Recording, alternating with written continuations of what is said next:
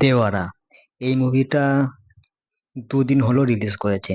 এবারে এই দেওয়ারা মুভিটা সবাই মোটামুটি দেখেই নিয়েছে, আমিও দেখেছি, আজকেই দেখলাম মুভিটা।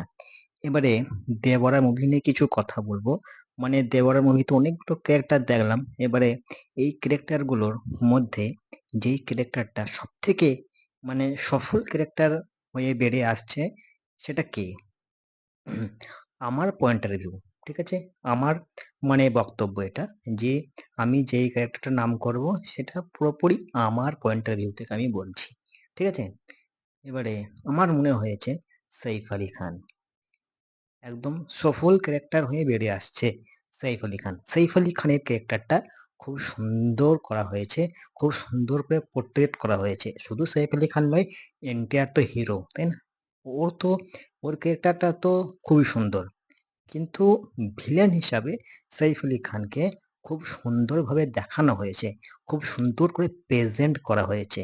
আর মেন কথা হয়েছে সাইফ আলী খানকে সবাই পছন্দ করেছে, এবং সাইফ আলী খান এর পরের মুভিগুলো মানে ভিলেনের চরিত্রই রোল প্লে করতে যাচ্ছেন।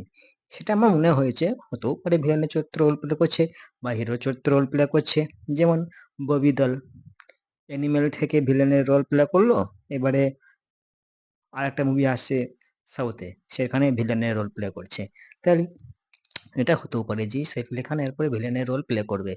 তো যাই হোক, দেওয়ারা মুভিতে আপনার সাইফ আলী খান এই যে ক্যারেক্টারটা সফল ক্যারেক্টার হয়ে বেরিয়ে আসছে, এবং মানে খুব পপুলার হয়ে হচ্ছে।